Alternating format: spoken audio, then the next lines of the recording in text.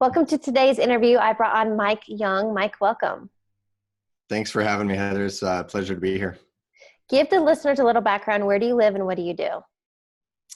I live in Oregon, Corvallis, Oregon, which is about 90 minutes south of Portland. I'm known as the Makeover Master, which is kind of a arrogant name, but it's really just the fact that I help people get their business working when it's not. And once it is working, we help make it pretty when it doesn't look the part. And that's pretty much what I do. But a lot of it, as you know, and we talked before the podcast, deals with mindset issues. And so much of the game is played between our ears. So I do a lot of mindset work, a lot of coaching, and help people get their business working. Well, and I would think the big thing behind a Makeover Master is you are mentoring people from all the experiences and the, hey, don't do this factor. Yeah, I mean, I went through a journey that it took me a long time to kind of discover myself again, and I just have a long, awkward journey of spending a lot of money and buying a lot of books and courses and stuff.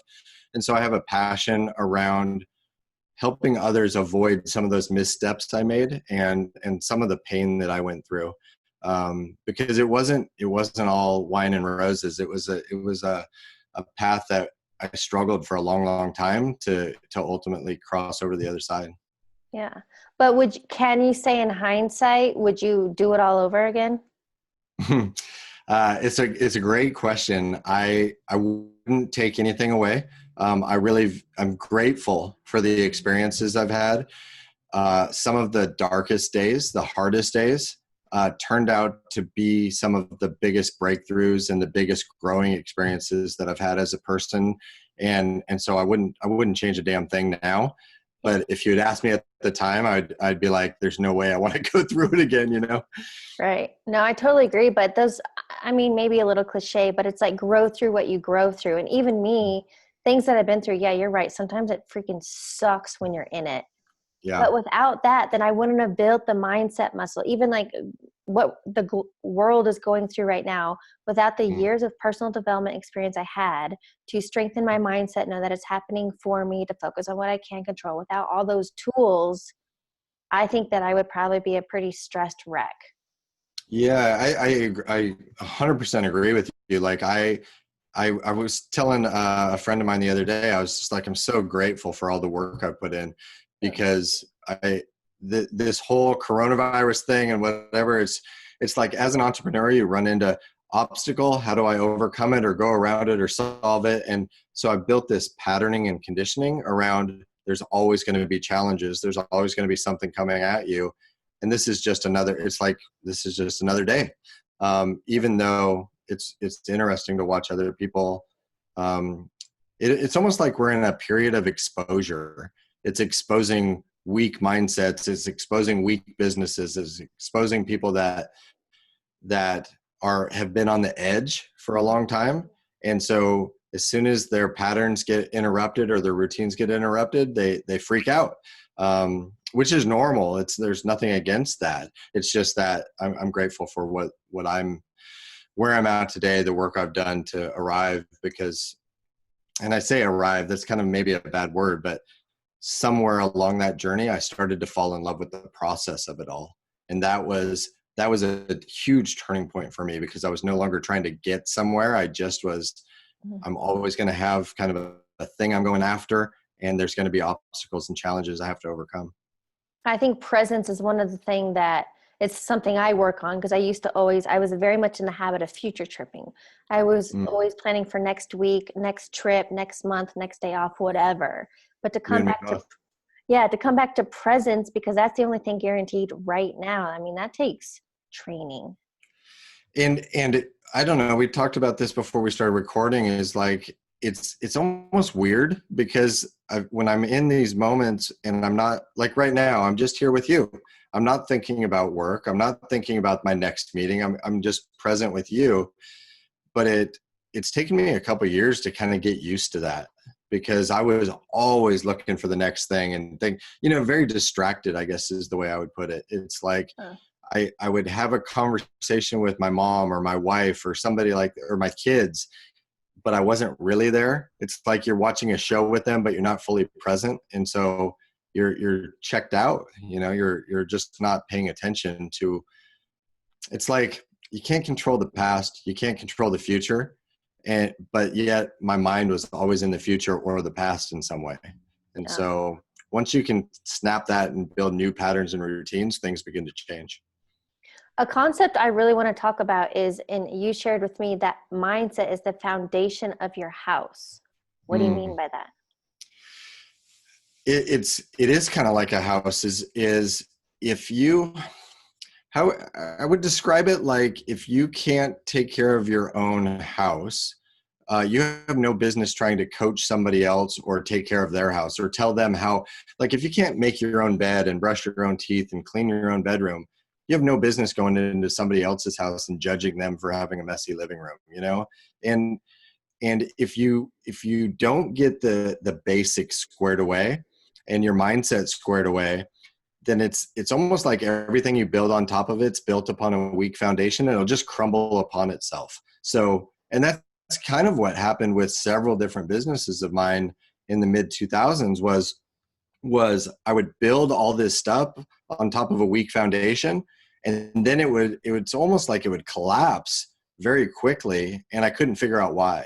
And it was because I never took care of step one, which is just getting comfortable with myself, and I think so much of the game is just clarity. It's like being very clear on what you want, what your value system is, what's important to you, because that's where clarity equals speed in decisions, and money loves speed. And so if you're going after money or you're going after stuff or whatever it is clarity is like, when you look at like some of the greatest generals in the world or military leaders, they've always been praised for making quick decisions. But it's like the quick decisions just because they know what their end objective is and their outcome. They're so clear that they can quickly decipher that's helping me or hurting me, and they make quick decisions and they move on. So back then when you had a weak foundation, what was your mindset like? Or what were your, now can you see what were your disempowering beliefs, or where didn't you have clarity? Um, and I have a huge place in my heart for people that are going through it, because it did take me a long time to kind of go through that journey. My mindset was wrecked because I think I grew up like a lot of people grow up, where we're told like you go to school, you sit down, you be quiet, you follow the rules, you go to high school, you go to college, you build a business, maybe you get a job, you have a house and a wife and two kids, cars, stuff, money. And I had done all that, and yet I was finding myself miserable. I was miserable going to the office 80 hours a week, and I was like, this is what I was always told to do that would make me happy, and yet I wasn't happy. And so I really began to question all these things. But I think looking back, I built my identity around the quote unquote American dream.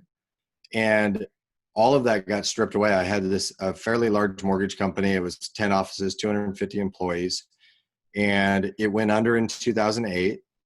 And that not only stripped my company away, but it went from liquid millionaire to $200,000 in debt in like 6 months. And so I had everything stripped away, but what got stripped away wasn't the money. It was my identity that I built, like that was me. And so when that identity gets stripped away and you're left kind of like naked and in the middle of the street, you're like, oh shit, what do I do next? And so I had to rebuild my identity, and the mindset issues were, I had very negative self-talk going on for a long time. Like this is your fault. You're stupid. And I was very shameful. This is my fault that all these employees lost their job. This is my fault that my family's struggling with money. And so my mindset was wrecked because I was telling and reinforcing a story that I wasn't worth having success again. I almost deserved to suffer because I had caused pain for other people. So now it was my time to suffer. And I just created a very unique way. Well, I wouldn't say it's very unique. I would just say I created a masking mechanism that's very similar to how people deal with drugs and alcohol. but mine turned into be knowledge courses and seminars and events, because I felt like if I was working on that stuff to rebuild it, it was a creative distraction from the truth and the reality. So people use all sorts of different coping mechanisms. Sometimes it's Netflix or Amazon or shopping, or sometimes it is drugs and alcohol. But my coping mechanism was courses and knowledge products and books and all this stuff. And I found myself almost a decade later confusing the hell out of myself because I had too much knowledge. You know, it was like I had all this stuff in my head, and I saw every path, so I chose no path. Dude, you speak my language. That took me back to so when I first quit corporate, I was traveling because I wanted to. I wanted some freedom. I wanted release. I needed a break from corporate. And that's exactly what I did. And then I started wanting to build my own brand and business. And then I found myself, my numbing out mechanism. I kept traveling to distract myself so I wouldn't have to. I couldn't fail at business if I wasn't trying. Yeah. So I just kept booking the next trip and the next trip. And then I realized, oh, I keep booking the travel so I don't have to do the work to build the business, because then I can't fail. But it was this whole trigger awareness, and I was like, okay, no more travels. We got to take a break. And that was very, very true for me, because the coping mechanism was, and not deciding and digging in meant I never fully had to put myself out there, which means I can't fail again, because the pain of failing was very painful for me. I didn't want to experience that again. So I was finding ways that to not experience that again, which was, if you don't put yourself out there, there's no way to fail. And so I think we all know what that's like. You get these dopamine hits when you start telling your family and friends, like, hey, I'm gonna start a podcast. That's a good example. I'm gonna start a podcast, everybody. I'm gonna write a book. And so you get these dopamine hits from telling everybody what you're gonna do. And then when that doesn't work, or when you stop after a month, and you almost get these little needles, you know, from people closest to you, like, hey, how's that podcast thing going? When they already know that, it's almost like they're getting pleasure out of watching you fail. But that's how it feels anyway. It's like the people closest to you just want you to be happy. They want you to be comfortable. They want you to be safe, is really what it comes down to. And so they will tell you, don't do that thing that seems risky, or don't do that thing. Like, why don't you just get a job? And for me, like, getting a job again would have been soul crushing. I would have wound up 80 years old, miserable, regretful, all those things. And so I'm lucky that I made it through, honestly. Like, I'm lucky I made it through that experience, because once you commit and once you decide to go all in like that, and you know you're not going back to the job, you're going to have obstacles and experiences that begin to question all your decision making. And you're going to have moments where you have to sell, like I had to sell my car to pay my team. I had to sell things to make this thing work. And it just took a lot longer than I thought it was going to. So question, back when you liquid millionaire to 200K in debt and then over consuming all the self-help stuff, what flipped the switch to get you on track and where you are today? I get asked that a lot, like on a lot of different podcasts and stuff. And I kind of wrote about that in my book, is that it wasn't just one moment. It's like there was a million moments that added value to each other. And there were a couple of key moments. Number one was I finally realized I began like meditating and journaling a lot, which is kind of how it led into like me writing a book. Was I kind of looked down at this journal. I was like, shit, this could help other people. But somewhere along the way, I realized like I had issues around shame and self-worth. And so I started reading books by Dr. Phil and Brene Brown, and really like people that were getting me to analyze the inside and not the outside. Garrett White, I read his book. And so once I recognized that I had a mindset issue, and I also was able to recognize I had an issue with marketing and advertising and copywriting. Like, those were my two big things. I had all this knowledge. I didn't know how to put it together. And I think the biggest turning point for me was the day that I stopped and asked for directions. Every problem in the world has almost all been solved by somebody else before you. And so as soon as I raised my hand and said, I'm frustrated, I'm stuck, I'm broke, I'm all these things, I need some help, I had probably a half a dozen or dozen people just raise their hand and say, oh, I've been there too. Would you like some help? And that was the turning point for me, was when I stopped and asked for directions. And I think that was a key thing that I tell other people is stop getting advice from people that haven't done what you're trying to do. And so my parents, for an example, they give me terrible advice because they hadn't done what I was trying to do. So I found somebody to help me fix my mindset. I found somebody to help me fix my marketing, advertising, and copywriting that had already done it. And I was able to unwind almost a decade's worth of stuff in 18 months. So it was like 8.5 years of trying to figure this game out, and 18 months and 15 countries later, like completely turned everything on its head. And so, but you're saying that all lied within. You had to do the inner work and stop seeking all the external knowledge consumption. Yeah, it was like I was always trying to get somewhere, like you said. I was always future pacing. And so if I have this money in my bank account, then I'll be happy. If this happens with my business, then it'll work. And so asking for help, getting some advice, getting some help, direct help, like that's the problem with books and courses and seminars, is they're general help. And so that's not like specific help. It's like, the reason it took so long was because every time I got stuck or had a question, I was going to Google. So I would spend maybe 4 hours to disseminate the information and find the answer. Where when I had a couple of mentors, I was getting my answers in 4 minutes that might take me 4 hours. And so that was the difference between 8.5 years versus 18 months, was all these little questions I had. Do you get immediate answers with direct help?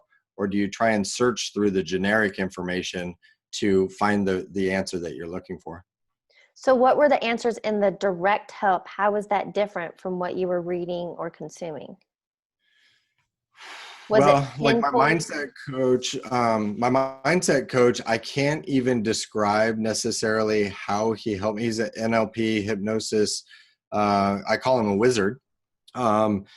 He put me through a process that helped me rewire how my brain was working and what I was focusing on. So it's almost like I can't even describe what he did for me in certain ways, which is kind of weird. Like somebody that helped me and profoundly changed my life, but I can't really tell you how he did it. And then some of the stuff on the marketing, advertising, copywriting side, I don't know. It's like I was opening doors in a mansion, and they just pointed me to the right doors faster. You know, it was like the direct help was, yeah, you don't need that right now. You need this because I've been there before you. Is there something, do you have a morning routine, or what are you doing on a consistent basis to strengthen and keep that solid foundation so everything you do going forward? I understand you'll still come up against obstacles and challenges, but how are you strengthening so that you limit the time, the learning curve? I went through a period where I was trying to perfect my morning routine, and like, oh, if I wake up at this and I journal and I meditate and whatever, I've kind of gone through to another, what I would consider another phase. That phase was good for me because a lot of it comes back to some of the basics: breathe, diet, exercise, water, raise your serotonin levels, give your brain space so that you're not overwhelmed all the time. And that phase was good. So I was meditating and journaling and doing a lot of yoga. And I would knock the basics out in the morning. So I began to prioritize differently. Now I don't necessarily have a set morning routine. I'm focused on what every single decision and every single day, does this make me feel better or make me feel worse? Like, it's almost like I'm very aligned with my own energy and who I am. So it's every decision. And the best way I could describe that is like your body's always telling you, like, hey, do you want to go to this party, Tupperware party tonight? And they're going to sell us this Amway or this Arbonne or something. And your body kind of is like, you hesitate, right? You just take a deep breath and you're like, I don't really want to go to this party. And so the difference is in listening to your body that already knows the decision almost instantly that you don't want to do that, versus doing it because you value somebody else's opinion or something more than you value your own. And so what was happening was all those little micro decisions where you choose somebody else's values over your own or somebody else's worth over your own lead you to a place of tremendous stress or a place of tremendous well-being. And so it's like I really focus on every single decision on, does this feel good to me or does it not? Is it raising my energy or is it dragging from my energy? And I think a huge one was also relationships and environment. It's like I had to remove relationships that were dragging my energy. And some of those relationships are very hard to remove fully. Some of them were my parents. I went through a couple-year phase where instead of seeing my parents daily, I saw them every few weeks. And so I had to limit relationships that were not helping serve me to get to where I wanted to be during that phase. And so I think it's about all these little micro decisions that lead up to a big thing. We really have had very parallel lives, because on that note, I've come to embrace, and I don't feel guilty about it anymore, but if it's not a hell yes for me, then it's a hell no. Yeah.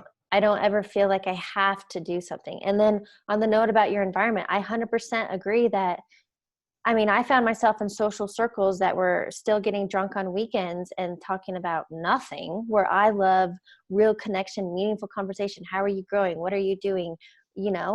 And so I had to, somebody else shared this with me, but that people come into your life for a reason, a season, or a lifetime.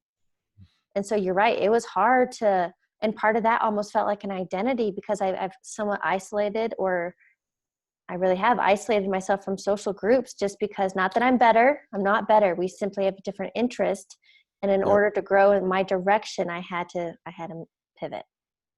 Yeah. And a lot of that, it does come, like, we're hardwired, right? Our brains our lizard brains or caveman brains are like, we're always in this constant state of fight or flight.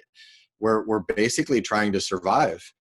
And so for 190,000 years, we're worried about getting eaten by tigers or somebody attacking us or whatever. And those things, it's only been like the last 10,000 years that human beings have kind of gotten to the top of the food chain, so to speak. And that stuff is so hardwired that you don't recognize it until something like what's happening today, like with the coronavirus. Somebody coughed behind me in the supermarket.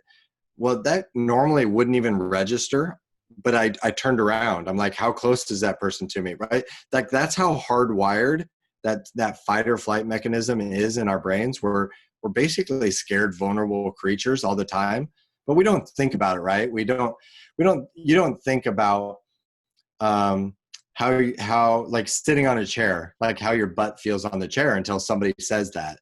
Then you start thinking about, how does that feel? So we're always masking these things. We don't think about, there's 9 asteroids that fly within 1 million miles of the planet every single month.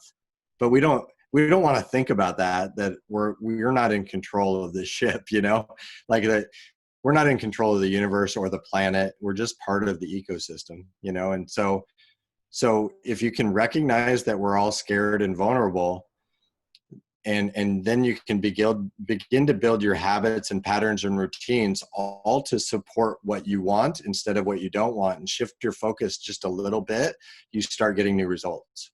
Spot on. 100% agree. So then, question for you. What is a key takeaway you want listeners to get from our conversation? It's okay to ask for help. Yeah. There's nothing wrong with you. You're perfect the way you are. Everything that you need is already inside of you or in the surrounding relationships. We're all like less than 2 connections from everybody everywhere in the world. So that's what's amazing, is like, you just start to put these things out into the universe, which, and I know you'll relate to this, but for somebody like me that didn't grow up that way, I would have said, oh, that's woo woo, or that's BS, or whatever it is. But it's like, you say, I want to get an interview with Oprah Winfrey.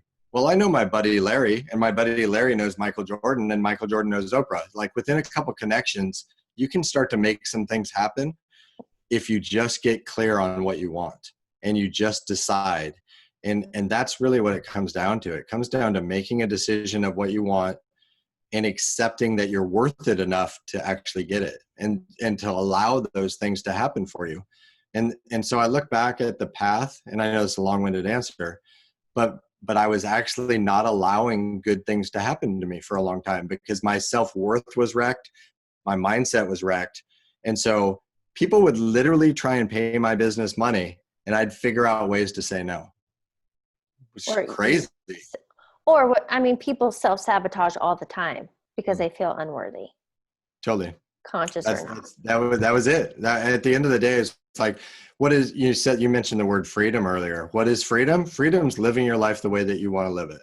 And that's the ultimate freedom. And so what I find a lot of times with clients is I ask them very simple questions, and they get really frustrated, just like I did, just like probably you did 15 years ago, which is, what do you want? Like, and when you can't answer that question, it's frustrating because it does come back to the basics. What do you want? Okay, well, let's reverse engineer all of our habits and routines and relationships and surround myself in a way that virtually guarantees that what you want happens. Yes. And I think the final note to tie that all together is that you, the listener, you have total control and power over your, if you want to call it your destiny or your reality, or, stop blaming external forces and go to the common denominator with it. I would 100% agree. I would say you get to create your own delusion, because this whole thing is the whole thing's delusional. It's like somebody at some point said, hey, it would be a good idea if we built this thing and we started taking pictures of the universe, and we built these other things and they hover around the earth in this way, and we create cell phones that talk to satellites. That would have been like, you would have looked at that person 100 years ago like you are outside your mind. Well, somebody was delusional enough to make all that stuff happen. Yeah, no, that's a very fair statement. Okay, then I have a few questions for you to wrap up the interview. The first one being, what is a quote or motto that you live by? Man, that's a good question, because I don't necessarily know. No, I would just say, do more of what makes you happy. Yeah. Hey, simple, right? Yeah. What is a book you're currently reading or highly recommend? I'll give you 3 books that I give to like my highest level clients when they are saying they want to break through things. Number 1 is How I Found Freedom in an Unfree World by a guy named Harry Brown. The second book, if you're in the business world, is Breakthrough Advertising. And the third book is The Power of Habits by James Clear. Because if you can get comfortable with your definition of freedom and then understand some fundamental business stuff and then build your habits and routines around it, you'll get what you want. Yes, I'd agree. Okay, final question. What advice would you give your younger self? Get clear on what you want. Find somebody that's already done it before. Ask them for help, or hire them as a mentor or a coach, or pay them or work for them for free, and surround yourself with somebody that's already done what you're trying to do. And you'll get your answers a hell of a lot more quickly than books and courses. Yeah, fair enough. Mike, thank you so much for joining me today and having this conversation. Heather, it's my pleasure. My pleasure.